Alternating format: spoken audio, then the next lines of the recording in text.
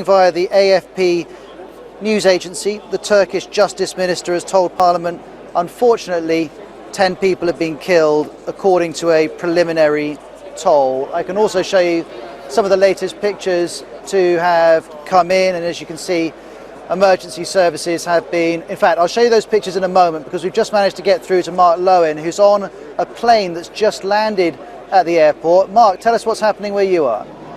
Well, Roz, I just landed about half an hour ago on this Turkish Airlines flight from Nice, where I was covering the England-Iceland match last night.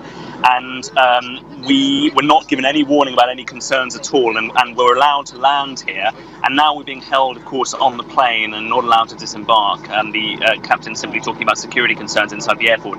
What we are hearing is that there were potentially 3 different attacks inside the area of the airport. One potentially in the car park, one we understand at the departures entrance into the departures departures terminal, and one possibly next to the arrivals terminal. Now, whether that means that there were 3 different attackers, we're not sure.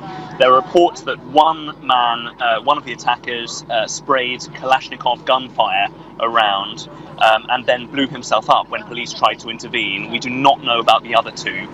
The Justice Minister is saying that there are at least 10 dead and 40 wounded, and that is the casualty toll that we're being told at the moment.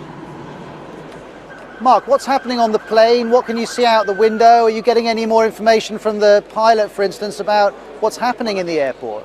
Let me just, I don't know if you can see here, Roz, that we are actually now, we're inside the hangar. You probably can't see it, it's very dark. We've basically been taken inside the hangar, one of the hangars of Turkish Airlines, because obviously we've been taken away from the gate and not allowed to disembark. And I'm looking outside and I'm seeing security staff just basically standing by, and actually there's a fairly calm atmosphere on the plane here. No sense of panic at the moment, and the feeling that we could be here for a couple of hours. That is what we're being told by the cabin crew before we are allowed to disembark. But at the moment we are getting dribs and drabs of information from inside the airport. Let me just give you a little bit of context, Roz, just to kind of just to explain what Istanbul Airport is like. This is the 4th biggest airport in Europe. It is the 11th busiest airport in the world. It is a huge and important international hub.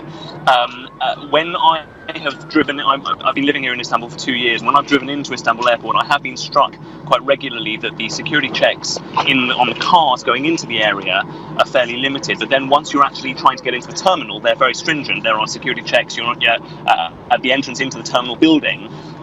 So clearly what has happened is that attackers were able to penetrate the area around the terminal building.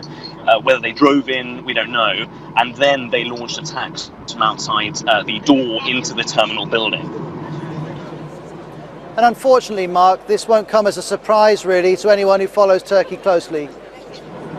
No, that is the tragic thing, is that within the space of the last year, there has been a wave of attacks across the country. Some some blamed on so-called Islamic State, others claimed by Kurdish militants, PKK, Kurdish militants, and an offshoot of the PKK, which the government believes is essentially the same thing.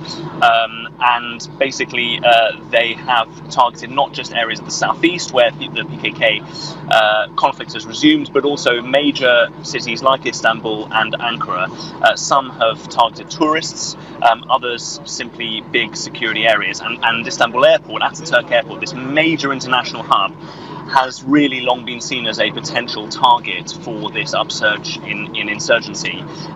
And we wait to hear which of these groups will claim responsibility, which of the groups it will be blamed on. But just to let you know, Roz, that basically there was also an attack on Istanbul's 2nd airport, Sabiha Gökçen Airport, back in December by a group calling itself TAK, an offshoot of the PKK. That was a couple of devices that were thrown into the terminal and caused some injuries, but nothing of an attack of this kind. All right, Mark, best wishes to you and everyone else on the plane. I hope you get off safely, and of course those of you watching will keep you abreast of what's happening in Istanbul with the help of Mark and the rest of the team in Istanbul and also in our newsroom in London. Well, if you're just turning on, this is Outside Source.